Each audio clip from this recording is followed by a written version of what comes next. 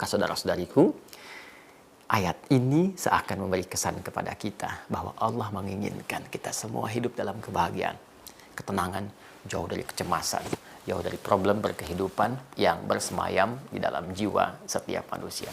Maka dari itu, ruwes cepatnya jika sedang mendapatkan kegelisahan, jika merasakan gejolak-gejolak di dalam hati, alih-alih membuat status-status di media sosial atau berbicara ke kanan dan ke kiri yang tidak menghadirkan solusi, maka nasihat dari Allah, ambil wudhu, menghadap ke arah kiblat, buka mushaf, dan bacalah Al-Quran itu.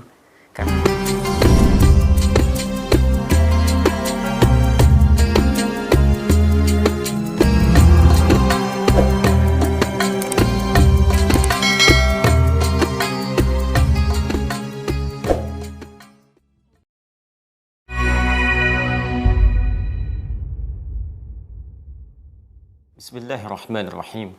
Assalamualaikum warahmatullahi wabarakatuh. Alhamdulillahi rabbil alamin. Wassalatu wassalamu ala rasulillahil karim, Sayyidina Muhammadin wa ala alihi wa sahbihi ajma'in. Wa ba'd. Saudara-saudariku, dimanapun kita semua berada, semoga kita senantiasa dirahmati dan dimuliakan oleh Allah Subhanahu wa ta'ala. Terkadang dalam kehidupan kita dapat merasakan suasana hati yang beragam. Hadir kebahagiaan, kesenangan, ketenangan, suka, dan perasaan yang membahagiakan di satu titik. Sisi lain, terkadang juga kita merasakan duka, gelisah, bahkan kecemasan yang mendalam. Pun demikian, berbagai suasana hati yang boleh jadi dirasakan kurang membahagiakan dan menyenangkan. Hal-hal demikian telah ditampilkan dalam Al-Quran, berbagai macam suasana hati, bahkan dengan petunjuk-petunjuk yang diinginkan oleh Allah Subhanahu wa ta'ala, dengan petunjuk dimaksud untuk mengantarkan suasana hati setiap hamba Allah Subhanahu wa ta'ala selalu dalam ketenangan, kebahagiaan, dan ketentraman. Karena itu, Allah Subhanahu wa ta'ala memberikan jalan kepada kita setiap hambanya bagaimana cara menghadirkan ketenangan dalam jiwa sekaligus menepikan berbagai kegelisahan hidup yang diantaranya ada peran-peran dan provokasi setan yang memberikan bisikan-bisikan kecemasan di dalam jiwa. Alladzi yuwaswisu fi sudurin nas.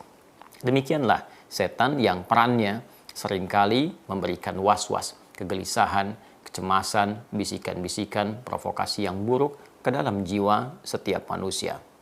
Hal-hal demikian yang melahirkan kadang perasaan-perasaan gelisah yang mendalam, perasaan duka, dan tidak jarang pula bahkan menghadirkan penyakit-penyakit hati yang meresahkan. Ria, dendam, iri hati, dengki, yang semua itu tentu memengaruhi setiap perilaku, bahkan sifat, karakter, dan cara berpikir manusia.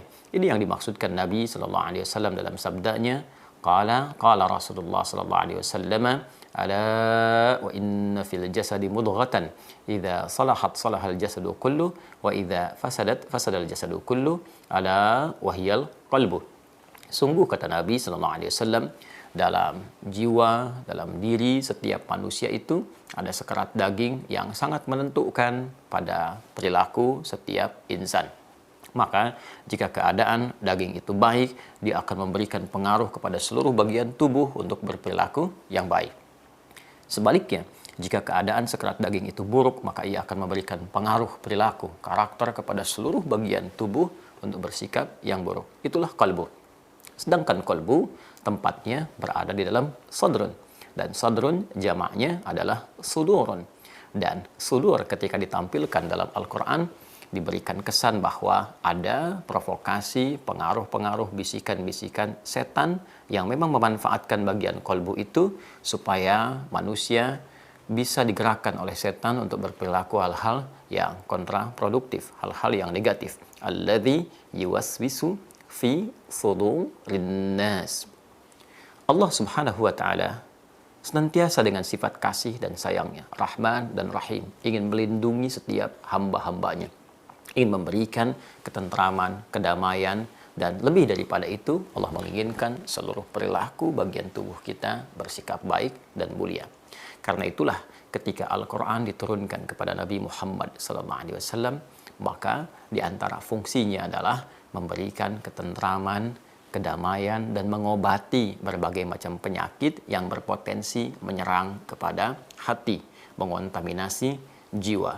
Al-Quran surah ke-10 Yunus di ayat ke-57, Allah menginformasikan ini secara komprehensif, secara holistik, secara menyeluruh, dan memberitahukan kepada seluruh hambanya yang menginginkan suasana hati yang tenang, yang damai, yang tertib, dan yang membahagiakan.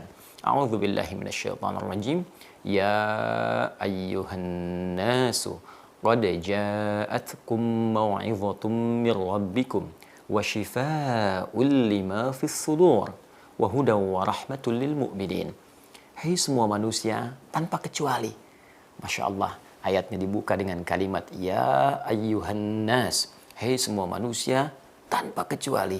Aku ingatkan kalian, kata Allah, hanya tanbih. Aku tegaskan menggunakan kata ayyuha. Aku ingatkan, aku tegaskan semua manusia tanpa kecuali. Jadi memang Allah dengan sifat kasihnya, rahmannya, rahimnya, sayangnya, menginginkan semua hamba-hambanya merasakan kedamaian, ketentraman, kebahagiaan. Qad ja'atkum mau'izatum mir rabbikum. Telah tetap bagi kalian, telah datang untuk kalian, telah disampaikan kepada kalian nasihat dari Rabbmu, bimbingan dari Tuhanmu, petunjuk dari Allah Subhanahu wa taala. Kita seringkali minta nasihat kepada orang-orang yang kita anggap mulia, orang-orang yang kita anggap bijak, orang-orang baik, orang-orang saleh. Dan kita mendengarnya dengan sangat fokus. Kita memahaminya, merasakannya, dan ingin mengamalkan dalam kehidupan. Sekarang Allah sang pencipta kita. Allah yang mencipta semua orang-orang baik itu, yang menggerakkan segalanya, pencipta alam semesta, pencipta segalanya. Di titik ini Allah memberikan nasihat kepada kita semua. Allah menyampaikan, hei, telah tiba, telah datang kepadamu nasihat dari Rabbmu, dari Allah, dari Tuhan yang mencipta dan merawatmu. Dan yang paling indah adalah wa shifaa'ul lima fis sudur. Dan ini informasi yang disampaikan, nasihat ini akan menjadi syifa. Apa itu syifa? Syifa seringkali diterjemahkan dengan obat. Tapi syifa bukan sekedar obat. Syifa adalah obat bagi penyakit hati, obat bagi penyakit jiwa. Syifa juga bisa berarti obat bagi penyakit-penyakit yang manusia sudah menyerah dalam mengatasinya, yang manusia merasakan tidak punya kemampuan lagi untuk berikhtiar di dalamnya, sehingga mengembalikan semua kesembuhan itu kepada Allah Subhanahu wa taala. Dan puncak penyakit itu yang paling berbahaya adalah penyakit di dalam jiwa. Iri hati, dendam, ria, sum'ah, itu yang bisa melahirkan perilaku-perilaku buruk sehingga berpotensi melukai, mencederai, bahkan menimbulkan kerusakan dalam berkehidupan. Kata Allah, telah diturunkan nasihat-nasihat, telah diturunkan informasi-informasi, bahkan mengandung obat untuk segala jenis penyakit yang ada di dalam jiwa. Saat bersamaan, wa hudaw wa rahmatul lil mu'minin. Itu pun bisa menjadi petunjuk berkehidupan, bisa menjadi petunjuk-petunjuk yang melahirkan ketentraman, kasih sayang bagi setiap insan-insan yang meyakininya, bagi setiap hamba-hamba Allah yang beriman. Apakah yang dimaksud dengan mau'izah di sini? Nasihat dimaksud yang bisa menjadi syifa, bisa menjadi hudan, bisa menjadi rahmat. Maka dijelaskan kembali di Quran surah ke-17 Al-Isra di ayat ke-82. Allah Subhanahu wa taala berfirman, a'udzubillahi minasyaitonir rajim, wa nunazzilu minal qur'ani ma huwa syifaa'un wa rahmatul lil mu'minin wa la yazidul zalimina illa khasara.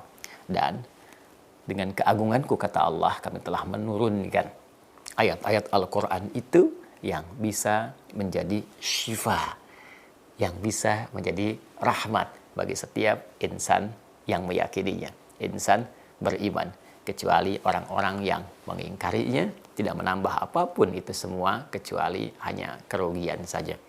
Maka saudara-saudariku, Ayat ini seakan memberi kesan kepada kita bahwa Allah menginginkan kita semua hidup dalam kebahagiaan, ketenangan, jauh dari kecemasan, jauh dari problem berkehidupan yang bersemayam di dalam jiwa setiap manusia.